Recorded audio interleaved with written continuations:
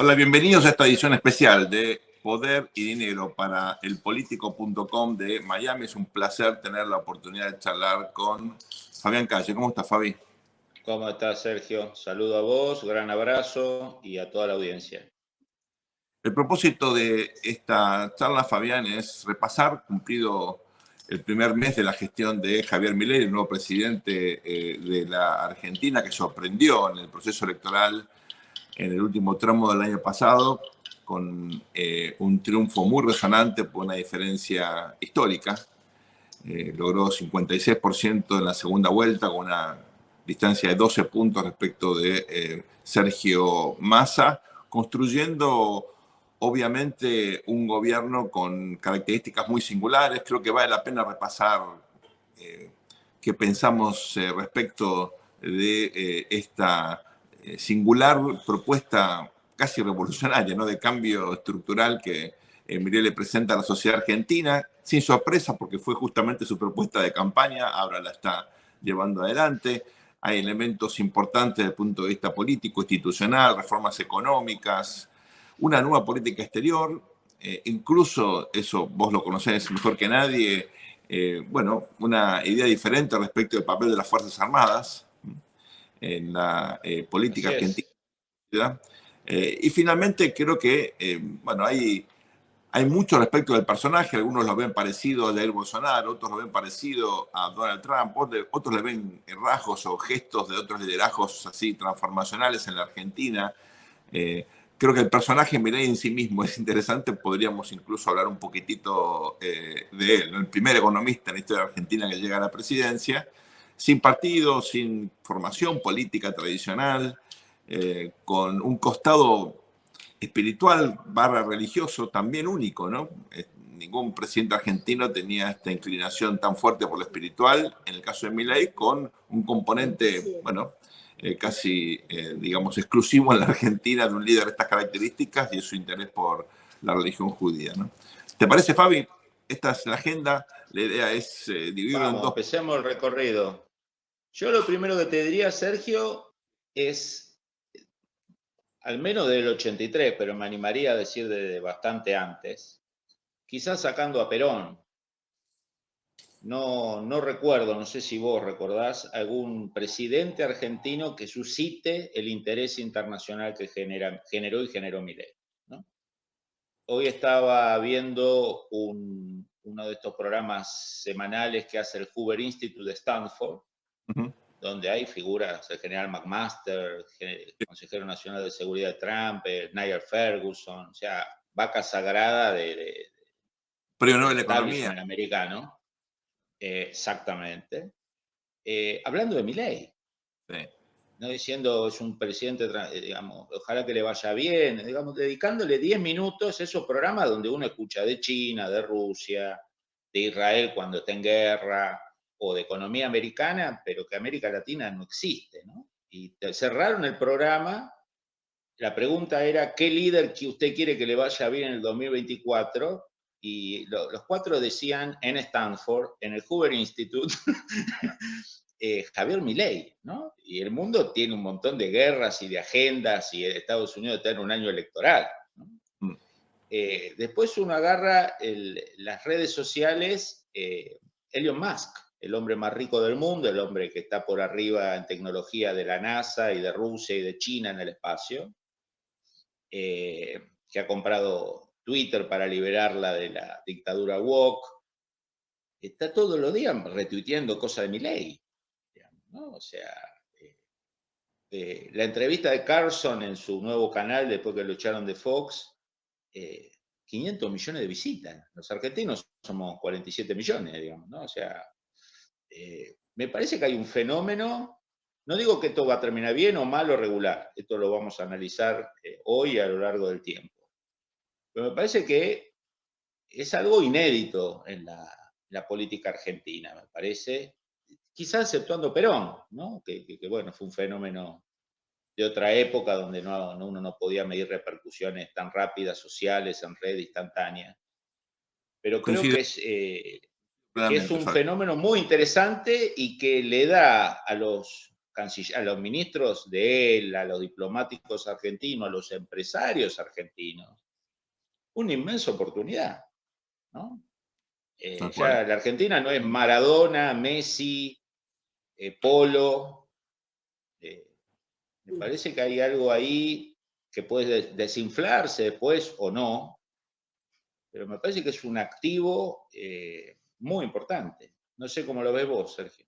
Las 3M, ¿no? Maradona, Messi, Milei. Creo Está que muy bueno, muy bueno. hay, Las 3M. las 3M. Me dejaste pensando en un aspecto en particular, ¿no? Porque si llama tanto la atención, es en gran medida porque es único, ¿no? Porque nunca alguien con una ideología libertaria, estas características, recordemos, la cuestión libertaria en Estados Unidos tiene una tradición muy fuerte, muy importante, y en otras partes del mundo también, pero nunca hubo un candidato que se llamara a sí mismo, se identificara como libertario, que haya tenido un éxito de estas características, ¿no? Yo, en lo personal, creo que hay también algo, y lo digo con respecto a esto, ¿no? De la persona, del aspecto, de la forma de presentarse, de vestirse, de hablar, de la gestión gestual, digamos. Eso también llama la atención, como fue en su momento Boris Johnson, y no lo digo por mi envidia por el pelo, lo digo en serio, ¿no? Es una cuestión que es importante, ¿no? Que muchas veces la primera impresión es la que importa y es un personaje atractivo que decir, bueno, ¿qué hay detrás de esto, ¿no? Y finalmente, eh, me parece que en un mundo que está acostumbrado a los discursos políticamente correctos o no tan correctos, pero cierto, dentro de un margen, alguien que rompe esos paradigmas, que se atreve a hablar de cosas sin tapujos, sin medias tintas, hasta la idea de decir no hay plata, que obviamente uno dice, bueno, pero es cierto en Argentina que hay plata. Está bien, pero la inventaban imprimiéndola ahí, por eso llegamos a la inflación más grande del mundo. Sí, sí. Eso, Los billetitos del Monopoly. Sí. claro, eso en sí mismo llama mucho la atención. Pero más allá del personaje, Fabi, creo que sus políticas también hay que revisarlas, ¿no? Porque de hecho, ayer lo viste, el Human Rights Watch, que es un centro, yo digo, hay que respetarlo, hay gente que trabaja mucho y bien, tiene un sesgo ideológico, pero al margen de eso fundamentan sus opiniones. En Washington, bueno, fue muy crítico de la utilización de, llaman decreto de necesidad de urgencia, en Estados Unidos serían executive orders, que es una facultad constitucional del Poder Ejecutivo, que básicamente tiende a restarle importancia al Parlamento, y esto es visto como, bueno, un gesto, si no autoritario, sí muy autoritativo y de todas formas de una tradición hiperpresidencialista, ¿verdad? Eso, la verdad que la justicia todavía no se expresó, estamos en realmente el primer mes de gestión, eventualmente la Corte Suprema va a hablar de esto, pero hay como una ofensiva, digamos, tuvo un término tuyo, un Blitzkrieg, ¿no? Del presidente que irrumpe en el sistema político con una vocación transformacional. ¿Cómo lo ves eso? Acá creo que Milei entra en el debate nacional y en el debate internacional en dos momentos claves. A nivel nacional, 10 años o más de populismo sin plata y sin plan, ¿no? Pues si el populismo es un desastre, sin plata y sin plan es más desastre todavía, ¿no? Que un agotamiento ya de lo malo, más malo, ¿no?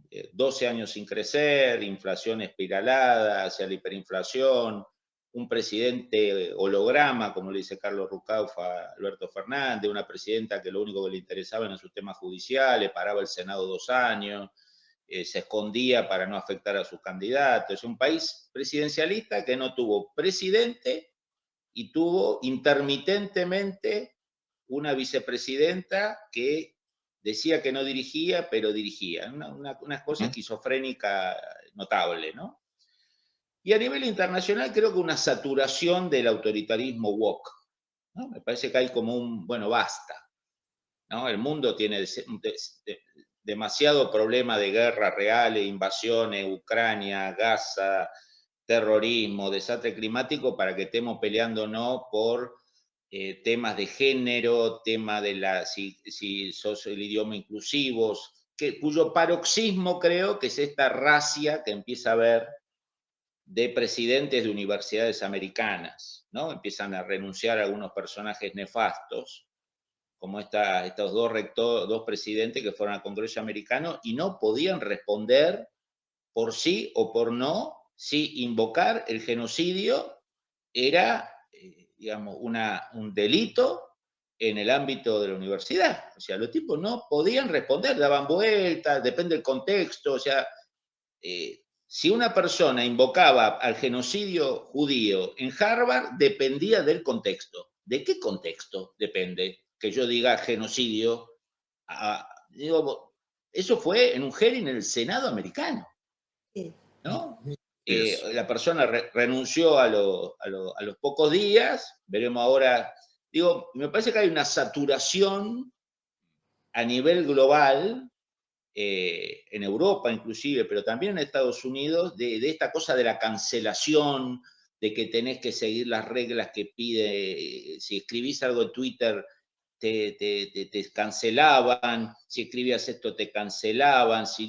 Lo que le pasó a Trump, que una empresa privada lo canceló. O sea, Putin, el Ministerio de Relaciones Exteriores ruso tenía cuenta de Twitter, Irán tenía cuenta de Twitter, simpatizantes de Hamas y de Hezbollah tenían cuenta de Twitter, y el presidente de los Estados Unidos estaba cancelado, una cosa notable, ¿no? Absurdo. Entonces me parece que Trump opera sobre los dos lados, Milley.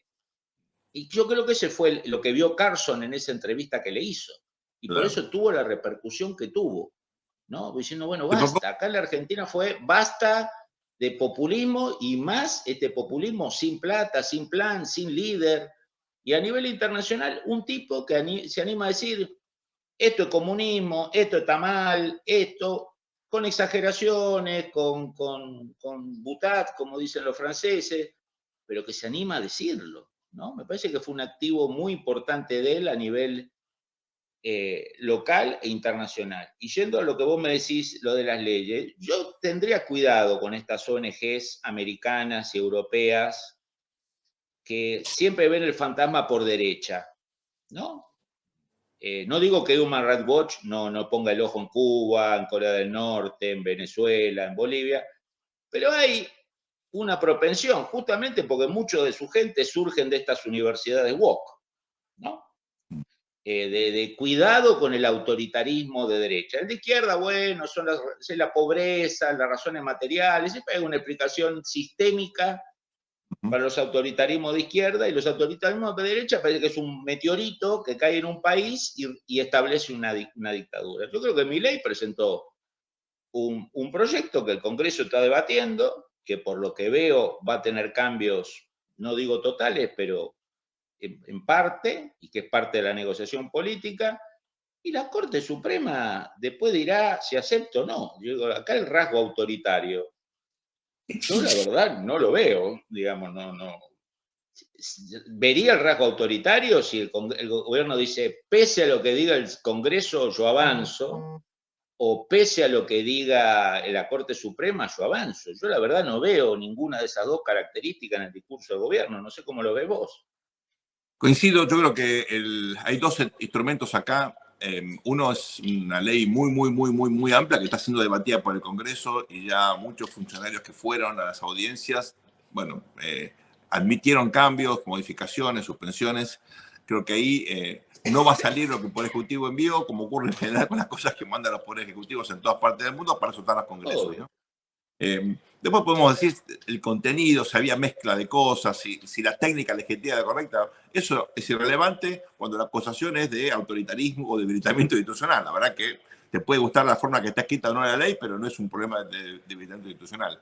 Lo del decreto es un poquito más polémico, porque afecta a derechos, ahí se cambian un montón de leyes, algunas irrelevantes, otras no.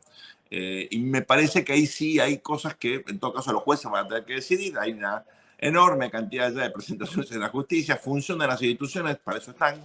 No te gusta algo, anda y litiga, es lo que está pasando. La Corte va a tener que definir, porque hay por lo menos dos provincias que fueron a pedir, en todo caso, la inconstitucionalidad del decreto a la Corte, así que rápidamente nos vamos a enterar. A mí me parece que hay una exageración, y hay una incomprensión de lo que es el hiperpresidencialismo, que te puede gustar más o menos, pero bueno, le da al presidente mucho protagonismo, así funciona la Y presidencia. Sergio, algo que estudiamos en ciencia política, y me imagino que todavía se estudia en Estados Unidos y en Europa, donde estudiamos, que es el estado de excepción, ¿no? Bueno, hay toda una Carl discusión. Schmitt. La idea cuando cita Carl Schmitt es nazi, olvídate digamos, las ideas de los maquiavelistas, Miquel, Pareto, digamos, no todo país, en todo su recorrido institucional, atraviesa situaciones de flat, digamos. Lo que Hay pasa es que hay, situaciones de excepción. admitiendo que hay una excepción, que hay una crisis económica, política, muy social, muy profunda, la pregunta es, ¿y querés cambiar la regulación de los clubes de fútbol en el medio de esta excepción? Bueno, ¿Es necesario? eso Bueno, no sabe si es torpeza, claro, a eso voy. nerds aburridos Es, o una picardía para ceder un montón de cosas irrelevantes a cambio de lo importante. toda esa cosa puede ser posible, pero es Una cierto que combinación de todo. claro, la crítica ahí, bueno, no puedes defender estado de excepcionalidad, por ejemplo, de esto, ¿no? Te propongo, Fabi, que hagamos una muy breve pausa, volvemos enseguida con Vamos. más Poder y Dinero en esta edición especial para elpolitico.com. No se vayan.